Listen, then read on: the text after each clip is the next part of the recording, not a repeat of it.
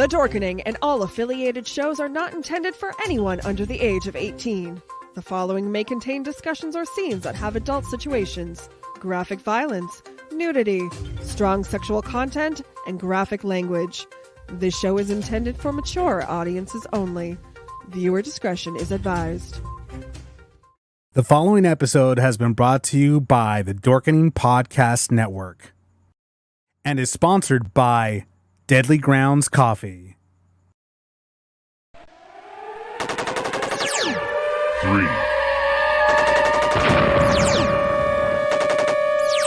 2,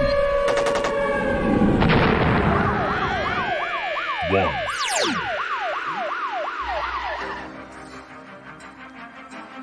And now, you're tuned into the Navarro-Miller Report, featuring the hottest in news, entertainment, sports, and all those topics for the mainstream audience. The Navarro-Miller Report. Examine your reality.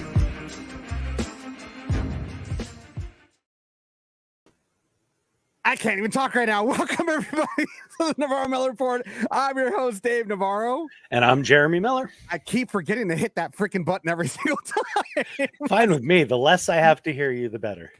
That's so sweet. It's so nice to see you. The hurricane didn't affect you any at all? No, not a bit. We were actually very, very lucky, very, very blessed. It did hit a lot of areas pretty bad, especially areas that had been, recently burn scarred from the fires and stuff like that. But luckily, me and most of my loved ones were far away from those areas. So, we had a hurricane to anybody who was affected. We had a hurricane too to make I know. A hurricane. It was interesting. We felt it where we were. It was located up near Ohio, which isn't too far from us. It's only about an hour and a half away, from where my mom stays and where we spend half our time. But it wasn't too bad. I mean, I'm an LA vet. I mean, if it's 5 or under, I don't even bother getting up off the couch. So yeah, I agree. I wholeheartedly agree with that. I mean, it was the craziest thing because I was actually just chilling on my bed and all of a sudden I started feeling like this like weird little wave. And I'm looking around because usually when that happens, it's because my cat just like jumps on my bed. So I look around and I'm like, my cat's not here. And it still continued on. And I was like, and then I see like these hangers that I have hung on my, in the freaking, I forgot what the hell it's called, but I see them start shaking, swaying back and forth. I was like, oh, this is an earthquake. I was like, this is no bullshit. This is an earthquake now. It's on. So that was fun. That was a fun time. Joni was not terribly happy. She's like, wait a second, not both. She's like, I traded hurricanes for earthquakes when I moved from Texas, to California. She's like, now I got both. Really? She was not a happy. Yeah, well, we didn't know that at the time, did we? True. Well, I wanted to welcome everybody to the show and to the stream. Thanks for joining us here on the stream right now. And we also, aside from that, it was the hurricane came and went. And last night, actually, we went about our daily lives, and including last night, where Joni invited me, not you, because you try to avoid me as much as possible, but your lovely fiance Joni invited me to tag along with you guys yesterday for the induction of the Transformers into the Hollywood Museum, and that was a lot of fun. Yeah, that was a blast last night. It was so cool to see all the memorabilia. They brought in multiple cars. They had one of the cars from Rise of the Beast. They had the Bumblebee Camaro. It was really, really badass. Yeah, I was enjoying it wholeheartedly. I was like, dude, this is freaking awesome. I'm like, I loved it. I loved it, dude. Like, especially seeing Bumblebee. Dude, you know how much I love the Hollywood Museum anyway. They have so much cool stuff there. I can't wait to get to go back with you when we go to the other floors. Yeah. There are 4 floors plus a basement that are just filled with some of the best exhibits you can see. If you guys are in the LA area and you haven't been to the Hollywood Museum, you got to go. And if you're coming into town, trust me, it's one of those tourist things you're going to want to do. If you're a fan of Hollywood at all and movies and TV, you got to go. Oh yeah, absolutely. I mean, I'm there and I'm like a kid in the candy store looking Oh at. yeah. I was like, oh, I remember this TV show. Oh, that movie. Are you kidding me? This from the movie? It's so much fun. It's like it's really a lot of fun to actually even go back and seeing a lot of the old stuff on there. I mean, it just like a lot of memories. And Mhm. again, I asked you this question last night. And I'm gonna ask it, and I'm sure a lot of our viewers are also asking the same thing. When will they be inducting Growing Pains into the Hollywood Museum? Because honestly, that show, and I'm not talking about a specific cast member, none of that. I'm talking about the show as a whole. The entire cast and everything deserve to be inducted into the Hollywood Museum because that show, and I hate giving you compliments, that show is many of our childhoods. I mean, we watched that growing up. I mean, we loved the show. I barely tolerated your character. But other than that, the show as a whole is just amazing. We want to see it. I mean, I'm sure I speak for a lot of the fans of Growing Pains. We would love to see Growing Pains be inducted into the Hollywood Museum. Well, I have gotten to know the head of the museum very well over the years that I've been a supporter of the Hollywood Museum. I've been going to these events and supporting and helping to promote it. So we have talked about it. We've talked about possibly doing an Alan tribute, something specifically to Alan since he passed. And because he was so iconic in all of television, his ill-fated talk show, which was actually really good. It's just they stuck him against Johnny Carson. And, Alan's favorite joke always was they always said no one could beat Carson, and I was the man they hired to prove it. And that's basically, that's what happened. But he had a great talk show. He wrote the theme songs to some of the most iconic shows on television. Yep. Facts of Life, Different Strokes. He wrote numerous jingles that you would know. He helped write numerous other, theme songs. So we're talking about it, whether we do, whether I help them put together a tribute to Alan first, and then we move on and do a Growing Pains tribute, or if they decide, if the museum decides that they want to do a Growing Pains tribute first, it will be coming. I do not know a time frame. My guess would be sometime in the next year or two, because it will take a while to get as much memorabilia as we can. I got to call all the cast and see what they still have on hand. I got to try and track down producers and people who may have things, ex-wardrobe people, all that stuff. It's going to take a while once they give me the green light, but it is in talks, and Growing Pains will be there at some point soon. I mean, I gotta tell you, it happens. I'm gonna cry. I am most definitely gonna cry. I'm gonna be teary-eyed if when I'm there, because I know I'm gonna end up being there one way or another. Not invited by you, of course, but by Of Joey. course. So I mean, I'm gonna be there, and I'm gonna cry, dude. Like if I see that, I'm gonna definitely get emotional when I see when it happens, because it will happen. I know it will happen. It'll be a serious honor when Growing Pains is given its spot in the museum. That place is such a special place, and there's so many iconic shows, and to be included in that would be an amazing honor. I may shed a tear too. I can tell you, if they do an Alan tribute, I'll definitely be a mess. That's not even a question. But I mean, and I just want to say that we do have people that are agreeing. I mean, we have JC that's saying, that's saying that actually that's not the that's the wrong one. Is that oh my god, there's just so many comments right now. There we go, I found it. JC saying, Dave Navarro, you're dead on. They should add stuff from Growing Pains, absolutely. You also have Carl McDonald saying, I totally agree. And you have Joe saying, I was about the same age as little Ben. So, and of course, you have your lovely fiance saying, preach, Dave Navarro. So, I mean, everybody agrees. We all agree that should, in fact, happen. Well, like I said, it has been discussed.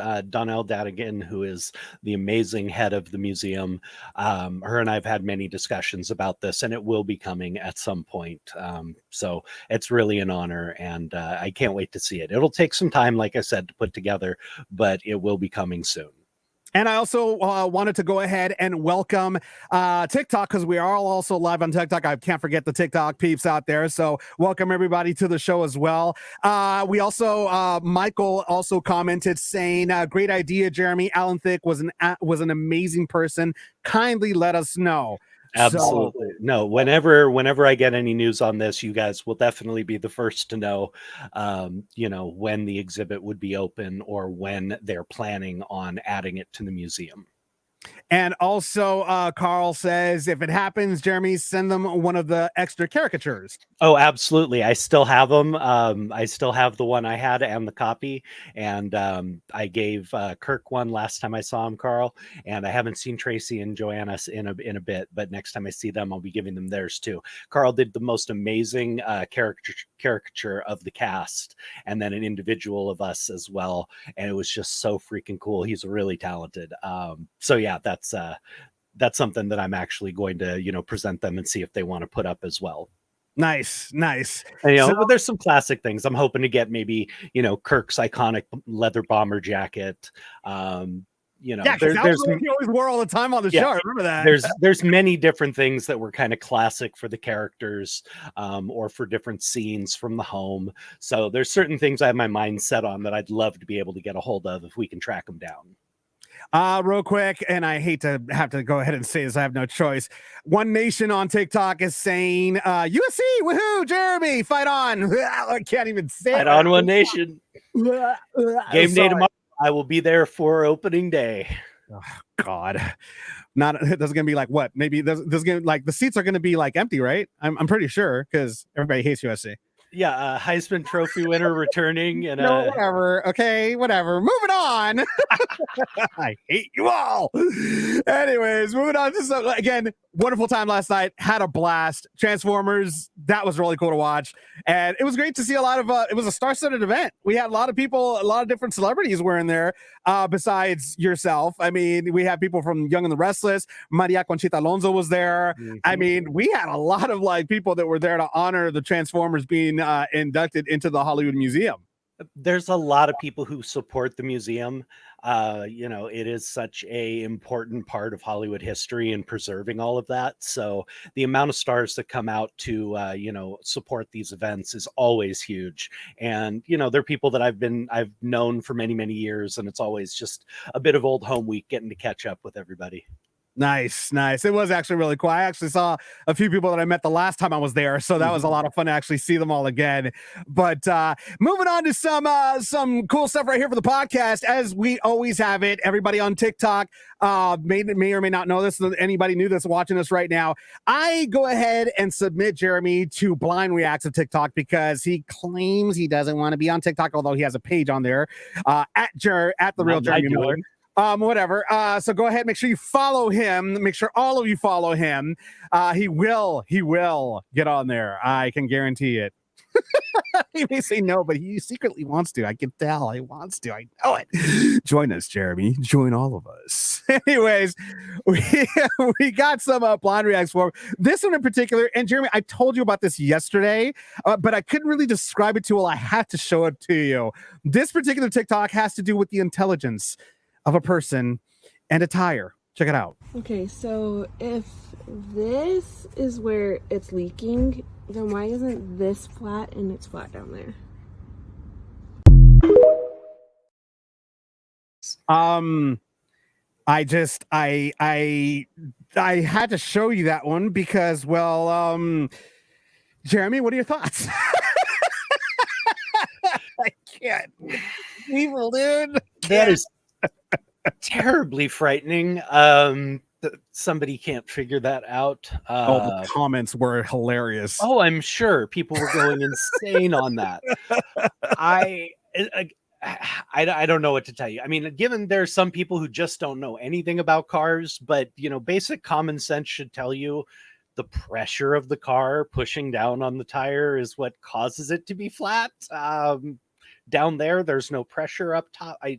It's a very common sense kind of a thing you would hope somebody could kind of just look at and understand, but apparently not. I blame it on God, I'm so worried about the future of I think El Nino had something to do with that. Dude, I'm telling you, our species is going extinct on a very fast scale. Oh my goodness. I blame society. Oh, Carl had the best response to that one. Florida woman? That was the best response. Oh, and Meg's not on to defend herself. Actually, no, Meg is actually watching a little bit. She's from Florida. She's from Tallahassee. So that was the best response. So I love it. Oh my God. Moving on to another one. This next one has to do with a pilot messing with his passengers on a plane and making them a little bit nervous with some of the things he said on the speaker. Check it out. Assalamu alaikum, brothers and sisters. This is your pilot, Muhammad Ali Abdullah Ibrahim. We just want to thank you for flying Southwest. This is your last flight. All other flights are grounded after this one for the night. We do have Bombs on the plane. Bombs Burgers is sponsoring the flight, so please enjoy the burger on us.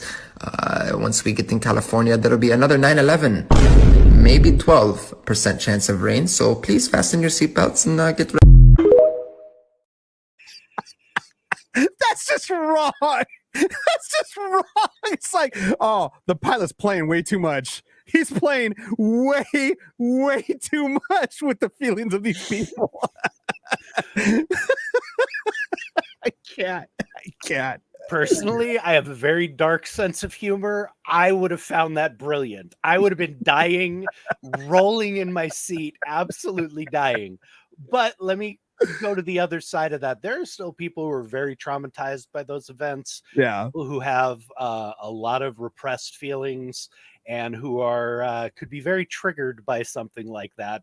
And honestly, it's one of those things where I would understand if they were. So that's crossing the line a little bit. I have a dark sense of humor. I would have been dying laughing. Oh yeah. Oh, most definitely. But the reaction on the passengers was like, wait, what? Wait, what? Wait, what is supposed to like? And when we get to Los Angeles, will be another 9/11, maybe 12%. I would have been dying. I think I would have been falling out of my chair.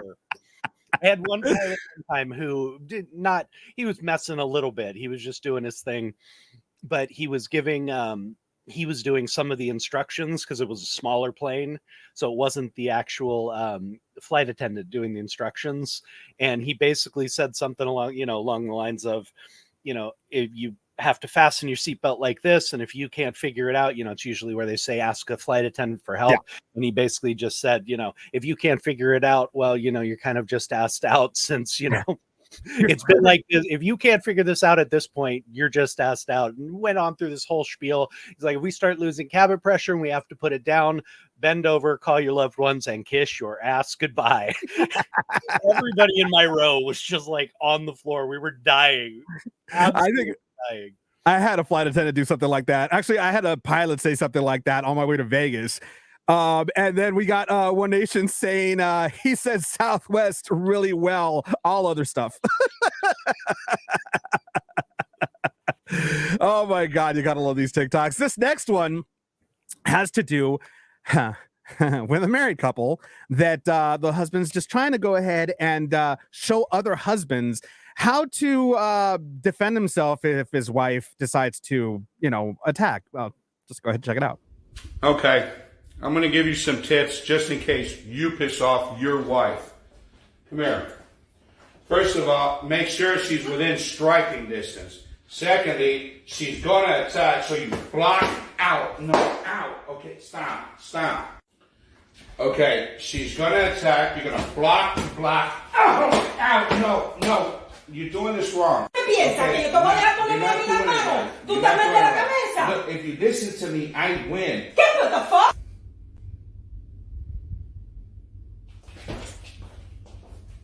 Bro.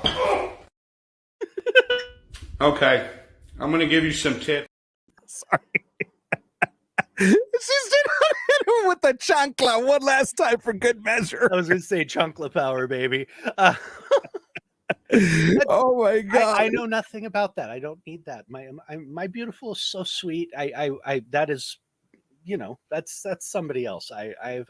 Jeremy, blink twice if you're in trouble. Oh, you're dead. You're so dead. I know. She's going to kill me. Oh, yeah. Folks, if we don't see Jeremy Miller next Friday on next Friday's show, we'll know why. I started leaving like Chris Titus, when he was a kid and knew his dad was pissed, start leaving messages. I am not in China. Oh. Look for the body. Well, it's actually funny. Joni is actually joining me on TikTok. Oh boy. And she went ahead and said, "Hey, I know where you sleep."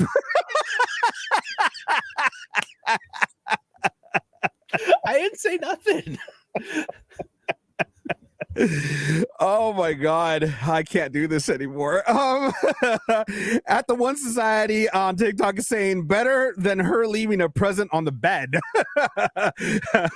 That's just The Amber Heard reference. yeah, that's an Amber Heard reference if I ever heard one. Oh God. But Thank you. I'll be here for another few minutes. Anyways, moving on to some weird and outlandish news. I actually found one that was actually very interesting today. As I'm scrolling through TikTok, I'm sorry, TikTok. I got TikTok on the brain right now. As I'm scrolling through Puberty at Puberty on Instagram, I noticed that there was a story having to do with aliens. And as we all know, that's a really hot topic for many people right now. And according to at Puberty, it says, a NASA scientist says she's absolutely certain there's alien life in our solar system, and they're most likely hiding in Venus. I'm sure she probably meant Uranus, but anyways, according to Dr. Sorry, I had to. you had to go there.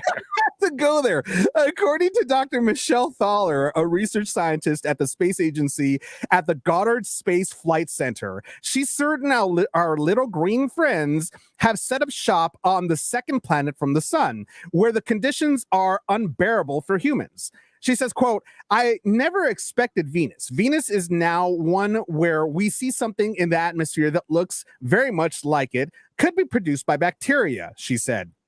She continued on to say, "I think it's only a matter of time until we have proof that it's in the solar system," Dr. Thaler said, while speaking about collecting evidence to confirm life beyond Earth. And this comes actually just days after. Well, we'll get into that one in a second. But first, I want to hear your opinion, Jerry, because I know your brain's probably like rolling right now with thoughts about this at this time. Not so much rolling. It's really just one thing. You know, whenever I hear a scientist say they are certain, it makes me laugh, because there is no certainty in science. And any real scientist will admit that. It's all probability. It's all probability and seeing things test out. But every theory which ends up being proven, still has a chance at being disproven or proven that there's more to the story. Mm-hmm. There's a very famous scene in Friends where Phoebe basically rips Ross apart about his belief that there is no, possibility besides evolution, all this. And, she breaks it down how scientists at one point were certain that the atom was the smallest thing in the, universe until they broke it open and found all this other crap. So on and so forth. So science can only be as certain as the information at the time allows it to be. And that's why scientific knowledge is always evolving and changing. So it makes me laugh when I hear a scientist say that they are certain, because there is no certainty in science. There's always more to learn. There's always more will be revealed. I mean, scientifically, I'm certain I can't stand you. That's not scientific. That's just, an emotional response. You just love me so much. You have to find a way to lash out. I'm pretty certain I can't stand your team. I can tolerate you. I can't stand your team. I'm certain of that.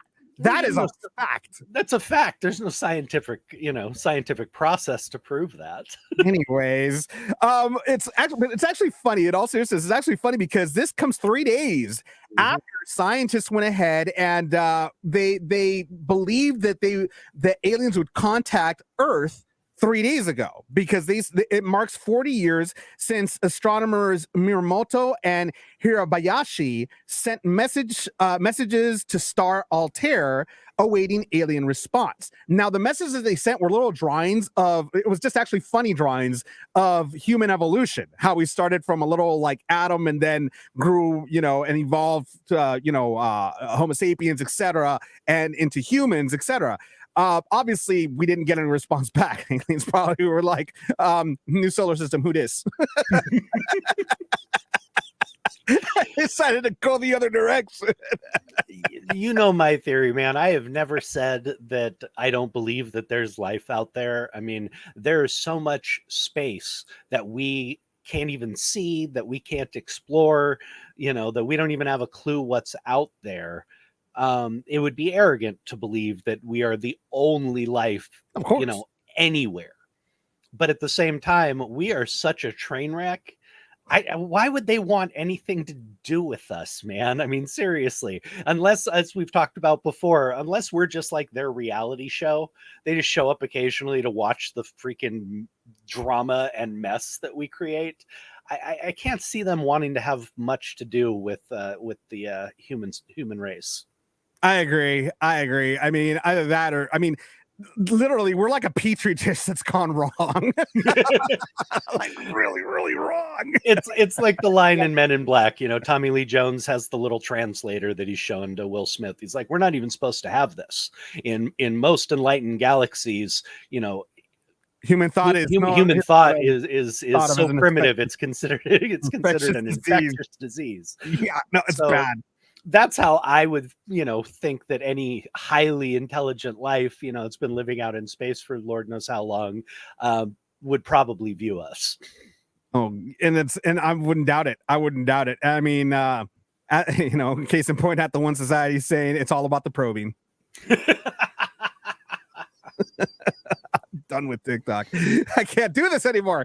I keep saying that, but I keep coming back, and I'm going to bring you with me, Jeremy. I'm gonna bring you with me. I'm saying we got some more awesome stuff to talk about with you guys today in entertainment news. But before we get into that, we have some messages from our wonderful sponsors coming up next.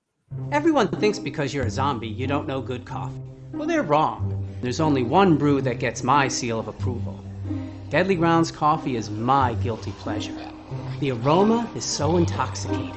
It brings all of my neighbors out of the woodwork. Deadly Grounds coffee. Coffee to die for and zombie approved. It's good to get a little deadly. Use the front door! Oh, they're so disgusting. I swear, I think the aliens saw that commercial and were like, haha, funny. We'll just turn the other way. I'm sorry, the commercial makes me smile and chuckle every single time. Hey, use the front door. Oh, they're so disgusting. I like that part. That's one of my favorite parts, I'll be honest. In entertainment news today, actually this week, Matthew McConaughey's wife, Camila Alves, recalls that she used to butt heads with Matthew McConaughey's mother. And she was actually on the Biscuits and Jam podcast, and she went ahead and I actually wanted to talk about this on the radio show, but I got cut out of time and there was no way I could talk about this. I'll dive more into this, so I'm happy I was able to save it for the podcast instead.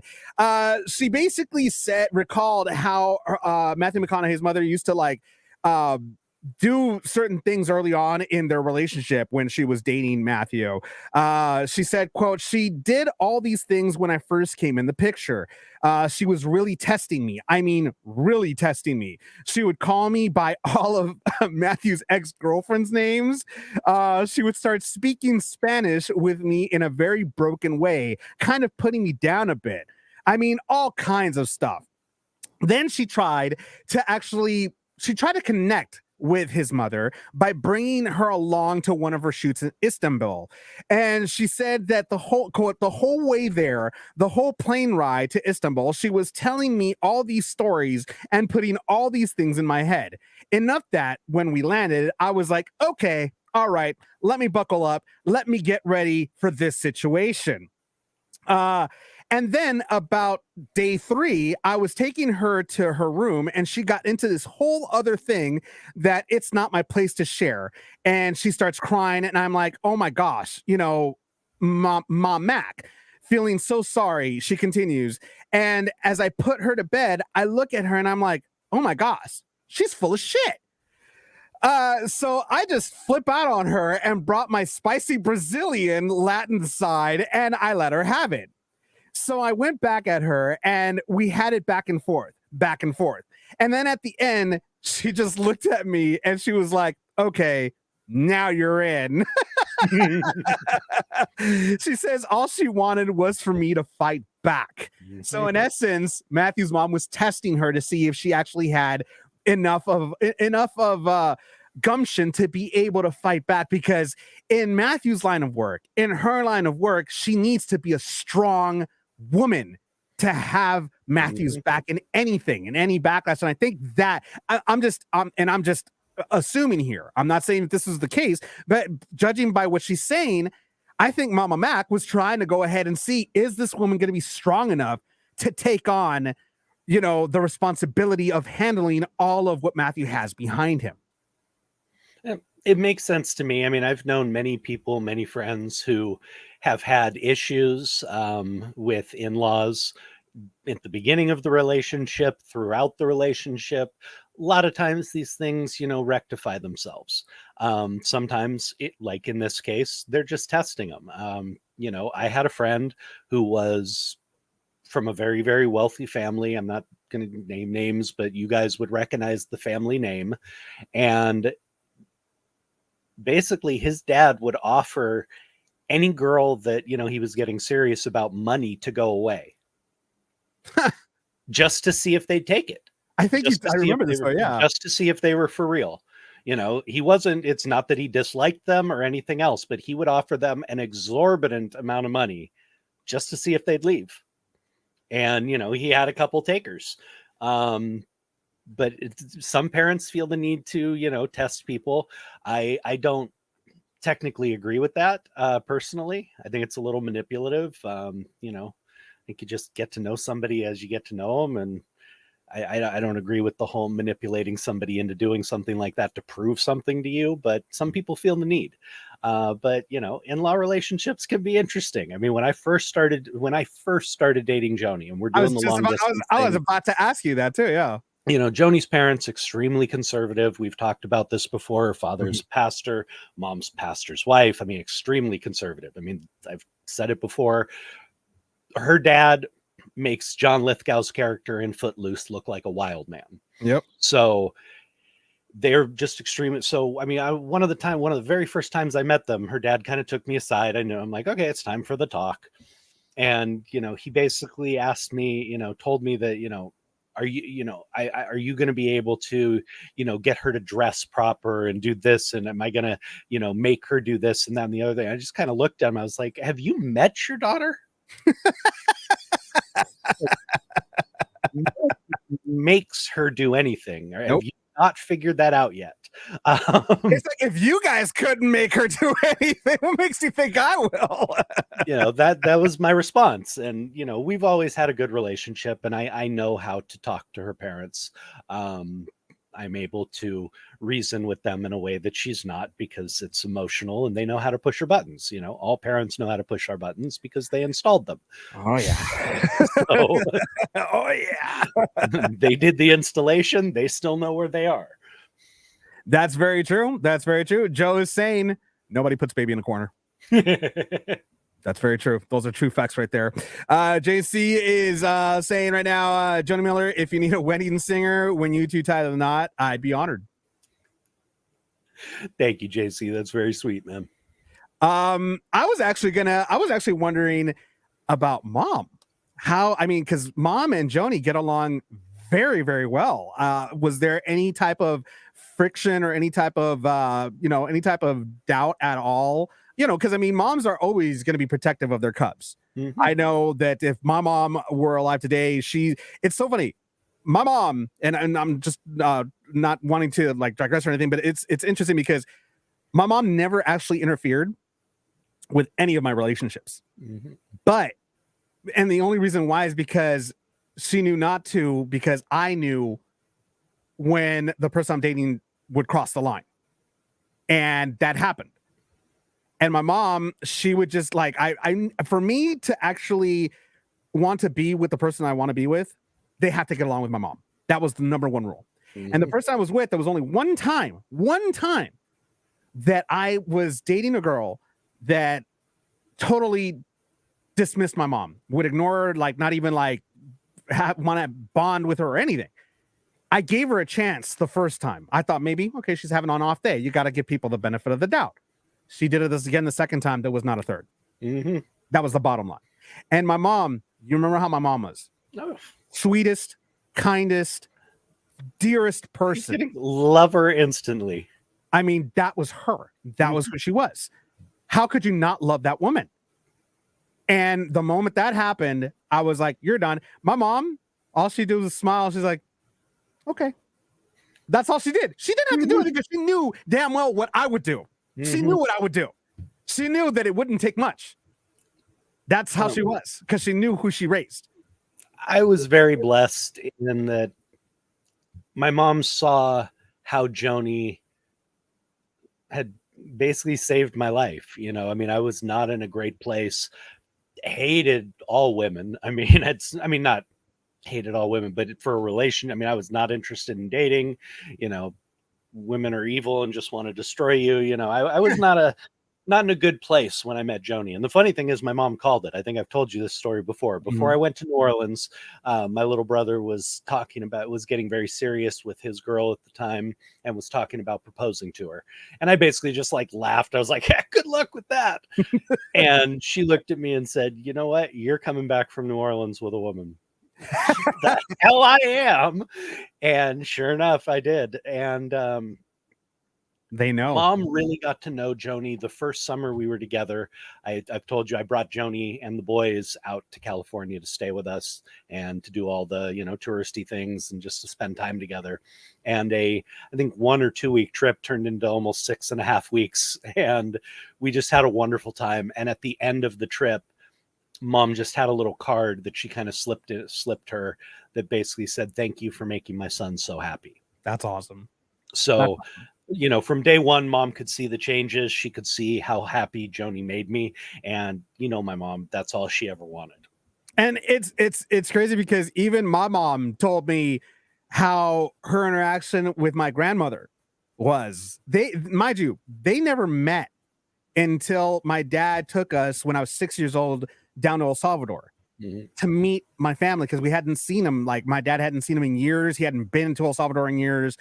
And he figured this would be a good opportunity for him to introduce my grandmother to me, to my mom, because they never met. Instant love the moment they met. They both got along so well.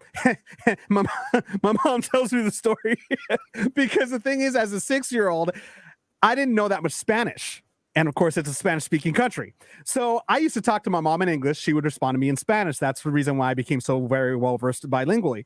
And my grandma started talking to me in Spanish, and I looked at my grandma, and I'm like, Grandma, you need to go to school and learn English. 6 years old. But the moment that I embarrassed my mom wasn't that. My mom used to have this saying in Spanish, tu abuelita, which means, your grandmother. She said that in front of my grandmother. And my grandma, she just looked at my mom's like, so your grandmother, huh? My mom turned bright red. She was so embarrassed. And my mom, she was like, you see the trouble you got me in? Oh, that's awesome. Great story. Oh my yeah, God. you know, at the interpersonal relationships with families and in-laws and all that kind of stuff, it can be very, very, very difficult. Very tricky.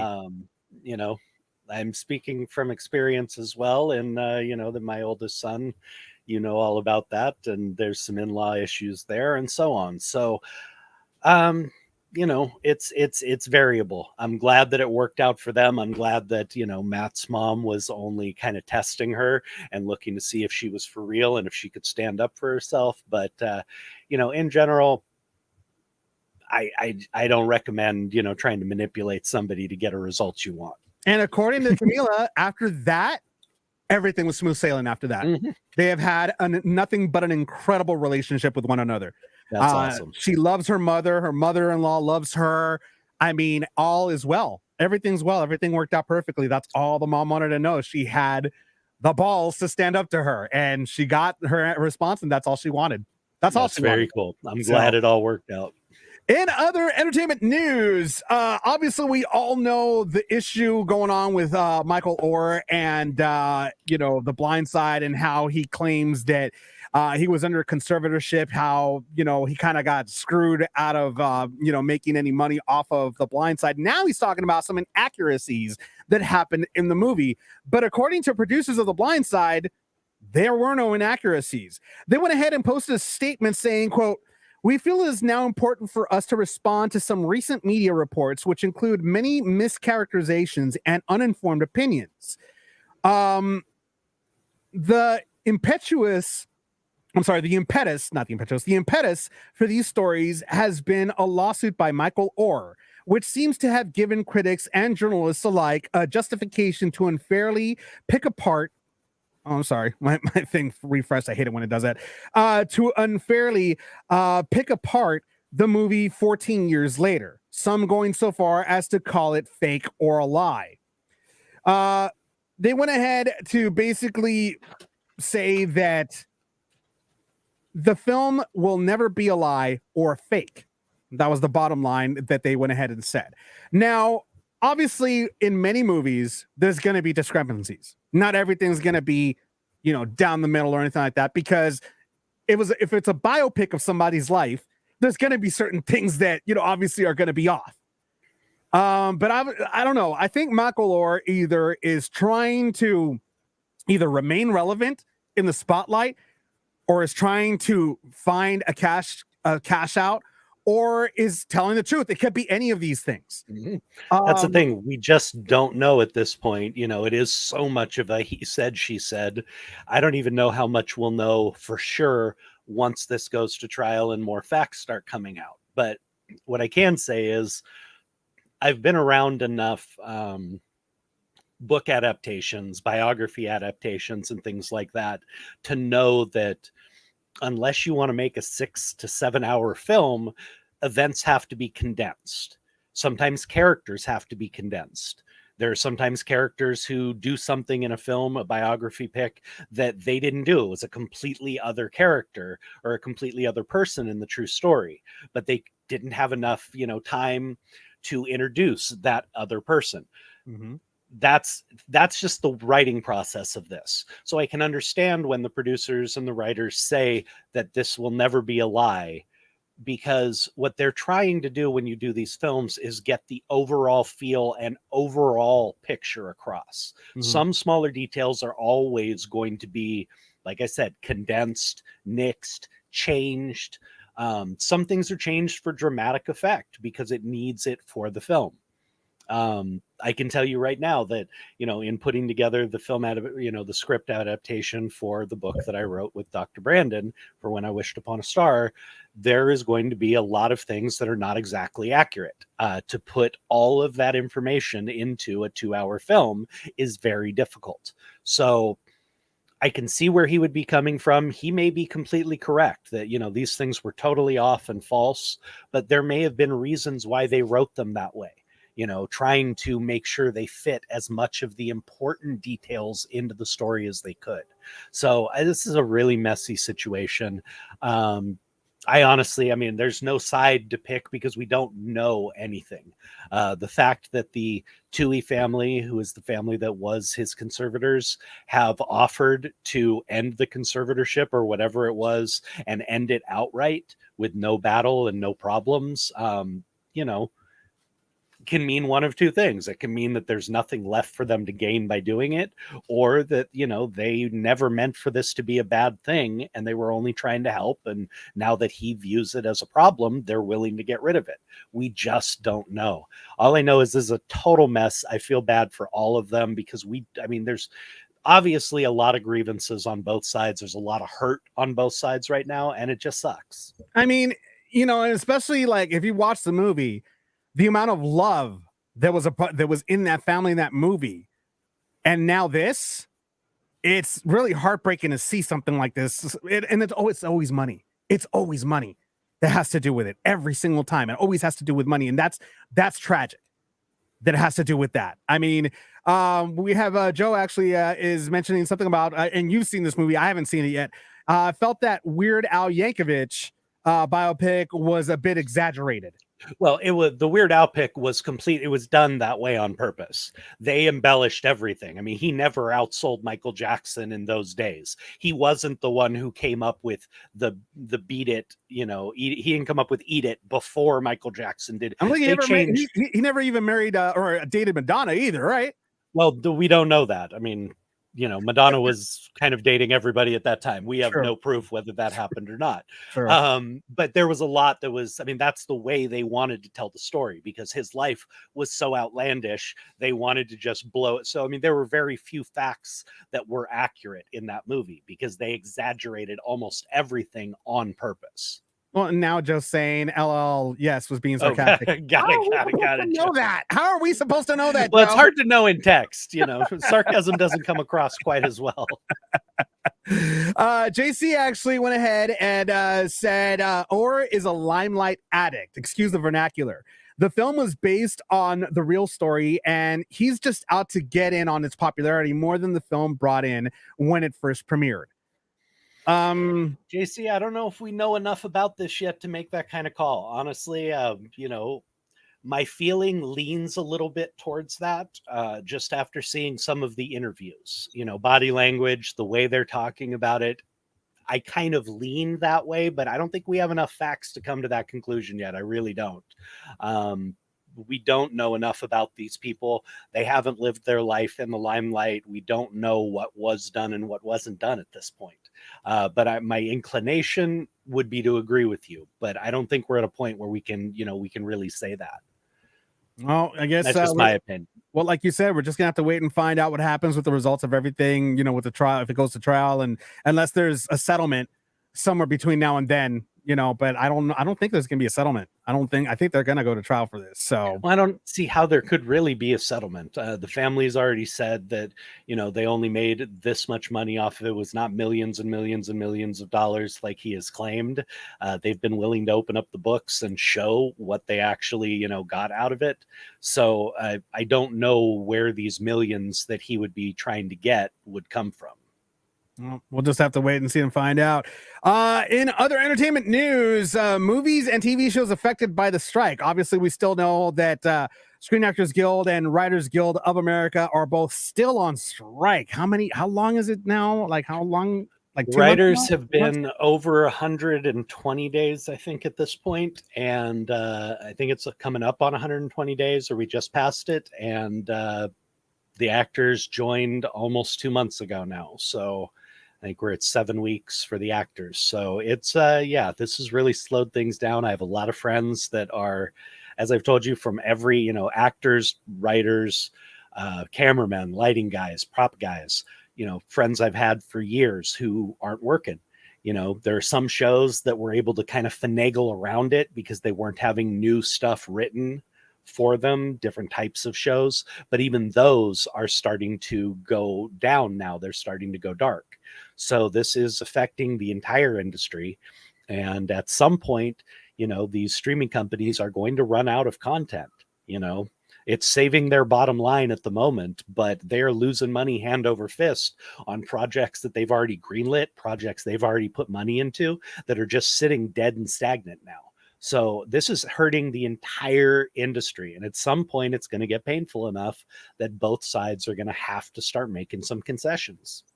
According to the AssociatedPress.com, it says right here, quote, late night talk shows and many television productions were put on long-term hiatus due to the writer's strike. Movie tentpoles, some in mid-production have shut down too, from Ridley Scott's Gladiator sequel to Deadpool 3. And studios are also pushing some of their completed films into 2024 as well. On Thursday, Warner Brothers reshuffled several films, notably moving Dune 2 from November to March 2024. The studio also shifted the release date of a Lord of the Rings movie that will now arrive in theaters in December 2024. Yeah, this is creating a giant mess. And as I've said, I'm not looking, as an actor, I'm not looking for the, the producers, not the producers, but, the big production houses to give the actors absolutely everything they ask for. But the original proposal that was done, or at least the last proposal that was done before the strike, was an incredibly reasonable document. It really was.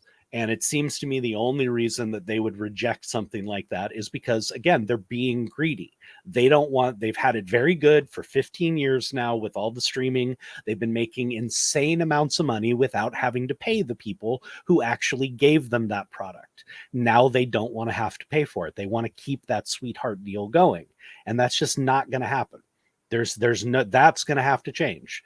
But they don't have to give everything. A good negotiation is when both sides end up unhappy. And that's what's going to have to happen to get this all moving again, because right now they are still very far apart from what I'm hearing. And, we're in this for the long haul. So it's just bad all the way around. The people I feel the worst for, I mean, I feel bad for everybody. A lot of people think that, oh, you actors, they all get paid so much and they're making this and that. No, there's, freaking, I think it's something like 7% of SAG makes the top 1%. Those are the people making millions. The other 93% are struggling. They're the ones who make, just enough to get by and have to hustle. And right now they have nothing coming in. Everybody's hurting. Makeup artists do not get paid a heck of a lot. Hairstylists, wardrobe people, they're not making millions to do a project. They're not even making hundreds of thousands of dollars to do a project. They're making normal wage money. And now that's gone. I mean, everybody's hurting while all these big heads are sitting there with their $40 million a year and all this other crap, and they don't care. So, the sympathy needs to be behind the people who actually provide you the entertainment. The fat cats who get to put their name on it after and have absolutely nothing to do with it being made and have no creative talent and couldn't bring a good film to you if they tried without the writers and the actors, well, they're the ones who, you don't need to be supporting them. Seriously. That's the bottom line. Well, we'll just have to hopefully wait and see that, some sort of agreement comes to pass. Cause I mean, it's getting thin. It's going to have to happen at some point, but honestly, I don't see it happening this year. I've told you that. I'm fingers crossed and I'm praying, but I honestly think early next year is probably is what we're looking at. Ask Joni to tell you what I said. I said virtually the same thing you said. I said damn near verbatim what you just said. Because I just had that feeling. So we'll just have to wait. Coming up next, we got some sports talk for you right after this. Listening to stuff has never been so enjoyable. If you had the misfortune to have been born after 1990, then you missed out on a lot of cool stuff. Then Is Now podcast is here to remedy that. Join Rigor and his dedicated band of rotating hosts as they tackle pop culture of the past and how it relates today. From celebrity interviews to film and TV discussion and beyond, Then Is Now podcast brings you up to speed on all the cool stuff that you should know about. Plus, the East meets the West. If you enjoy movies that have lots of shooting and fighting, then there's a whole world of films out there that you don't even know about. Join our hosts on a journey as they discuss the amazing kung fu films of the Shaw Brothers and Western films made in Italy that have become known as spaghetti westerns. Action, adventure, kung fu fighting. Both shows and more can be found at havenpodcasts.com. Warning, may cause nostalgic feelings and eliminate boredom. Does it cause nostalgic feelings and eliminate boredom? It does for me. I mean, I was a big fan of all those horrible, martial arts films and stuff that they showed every Saturday morning on, what was it, KTLA after the morning cartoons. So I loved watching those as a kid. So that does bring back memories for me. Oh, man. We got some sports to chat with you guys about today, including WWE had a great loss just yesterday, actually. And we were actually at the Hollywood Museum. I got home and I saw this on my social media feed, and I couldn't believe it. Wyndham Rotunda, also known as Bray Wyatt in the WWE, passed away at the age of 36 yesterday. He had a sudden heart attack. That was the cause of his passing, something that none of us expected. Bray Wyatt was an incredible talent to the WWE. He actually was set. Many people theorized that he was set to take over for The Undertaker. Now that The Undertaker has retired from wrestling, he was set to take over during a segment in WWE a few months ago. There was a moment where Bray Wyatt and The Undertaker were face to face. and Undertaker walked up to him, whispered something in his ear, kind of in a sense passing the torch on to him, and walked out of the ring and out of the arena in his motorcycle and left Bray Wyatt standing there. To this day, nobody really knows what Undertaker whispered in his ear. This is between him and Bray Wyatt. But unfortunately, this actually is very, very hard for a lot of wrestling fans that Bray Wyatt passed away. Something that nobody expected at all. 36 years old, nobody would have expected it. According to reports, it seems that Bray was battling an undisclosed illness at the time, and a lot of people say that he caught COVID, which activated some sort of a heart condition that he had, which may have caused the heart attack that happened. He was also he comes from a long line of wrestlers, one of which many of us know from the 80s, IRS, Erwin R. Shyster, who teamed up with the $1 Million Man in the 80s. That was his father. That was Bray Wyatt's father. He also has a brother as well that also wrestled. Many people went ahead and reached out, including John Cena. Went ahead and posted as saying, quote, "Devastated by the news of the passing of Wyndham Rotunda. My heart goes out to the entire Rotunda family. Wyndham brought the best out of me in so many ways. I'm forever grateful for the moments we shared. A sad day for all those he reached around the world. Rest in peace." Another wrestler, Braun Strowman, went ahead, who is also the godfather to one of Bray Wyatt's children's, said, "8 years ago today, I joined you as your black sheep. If I knew only on eight short years later, I would have to say goodbye. I sure as hell wouldn't have taken so much for granted. You were my best friend, my mentor, my big little brother, my brother of destruction. You were there for all my highs and my lows, as I was for yours. You taught me so many things in the business that we shared and loved, and you taught me so much in life. You truly made me a better person. I was so honored the day I found you were having Nash Boy, and you asked me to be his godfather. I love you, Hoot." I honestly cannot even begin to express how shocked I was. I mean, we just lost legendary wrestler Terry Funk earlier this year at the age of 72, which that right there, I mean, no death is ever truly expected. But I mean, at the age of 72, we think, okay, he lived a great life. But 36 years old, that's something that, I mean, I can't wrap my head around something like that. No, it's always incredibly tragic when we lose, an athlete and an entertainer, somebody with that much talent at such a young age. And it's tragic when anybody young, passes, because they've, as you just said, they didn't get that full long life that everybody wants for the people they care about. This is just brutal. It really is. What are you supposed to say? This guy was, as you said, he's not even an up and comer. He's established, but was basically on the path to be one of their torchbearers. That's the type of talent he had and the personality that he had. And truthfully, I've heard a lot of the stories. There's always a lot of the backroom stories. And nowadays when guys retire, they're all doing the podcasts. So they're all dishing dirt, they're all spilling the tea. And there's no Bray Wyatt stories. Nobody talks about him rubbing people the wrong way. Nobody talks about him, working too stiff and having to get a receipt and get popped or something, or causing drama backstage, or, being a little bitch, whatever it is. You never heard that stuff about him. This was a guy that people loved to work with, that they loved wrestling with, they loved having around, and to lose him so young is an absolute tragedy. I can't imagine how the WWE family is dealing right now, but that's a tough one. Definitely is. JC Strickland went ahead and post. Rotunda was also known as Michael McGillicuddy in NXT's early years. That said, to lose a gifted talent so young is a hard shot to WWE and to the sports entertainment community. It's crazy because so many people, because he hasn't been on WWE television for a very long time. Again, he was going through some undisclosed illness and everything, and everybody was expecting him to come back. They were everybody has been expecting him to come back and do huge things. I mean, he's a 3-time world champion, and he was just so enigmatic. His stories, the way he told his stories from the Bryant family, from the Wyatt family, to the Fiend, and so many other characters that he had. He was already starting to develop another character. He was just an enigmatic character in the WWE, which is what we lost when we lost The Undertaker to retirement. You know, we needed a new version of The Undertaker, and now no more.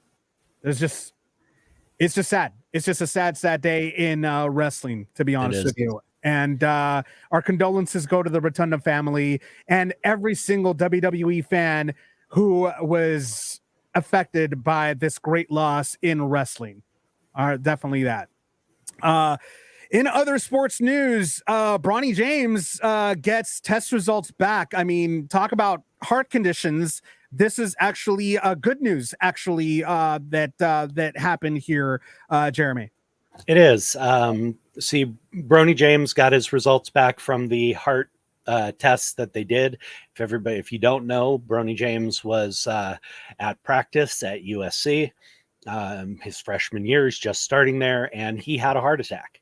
18 years old, and he had a heart attack right there on the court. And the tests have shown that he actually has a congenital heart defect. He was born with a heart defect.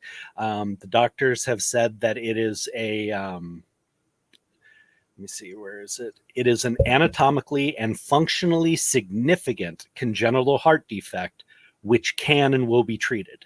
We are very confident in Bronny's full recovery and a return to basketball in the very near future. Now, congenital heart defects have come a long way. You know that my writing partner from When I Wished Upon a Star, Dr. Brandon Phillips, has a congenital heart defect.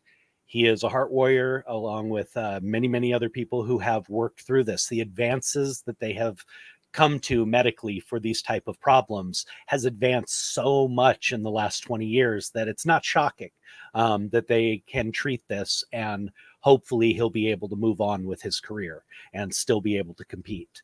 And, I don't just say that because, man, USC's basketball team could use him. It would be because at that point, UCLA rules on that one. I gotta get something there. If things keep going the way they're going, we might actually get competitive soon. But I can't say we'll overtake UCLA basketball, but we could maybe be competitive again. But it's just really cool to see that these things have that the technology and the treatments have advanced enough that this isn't going to completely, or most likely will not, destroy this kid's career. So that's good news. It's really good news, and it may take him a while to get back. He may have to have some surgery. You never know what they're going to have to do specifically to correct this heart defect or to treat it. But I'm glad that this hopefully will not affect. It doesn't look like this will affect his future in basketball.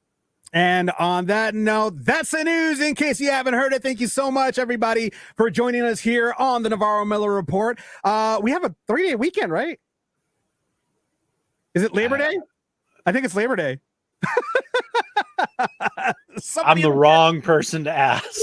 Tell us. I believe it's Labor Day. That because it's always like, what is it? It's the last day of the summer, I believe. It's always Labor Day, I believe. So, anyways, regardless, everybody go ahead and have a wonderful weekend. We will be back on here again next Friday from 6 to 7 p.m. Pacific Standard Time. I'm sorry, Labor Day is next weekend. I was just told I'm a week early.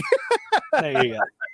Anyways, thanks again, everybody, for joining us here on the Navarro-Miller Report. Again, we will be back here again next Friday from 6 p.m. to 7 p.m. Pacific Standard Time. I will be back on the air on Monday. I have a special guest, musical artist Amanda Holly will be my guest on the ride home with Dave Navarro on Dead Dork Radio. So make sure you tune in for that.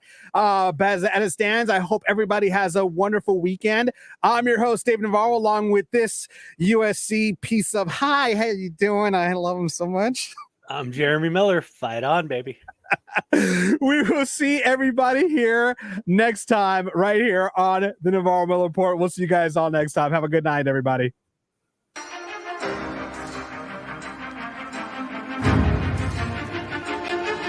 You have been listening to the Navarro-Miller Report.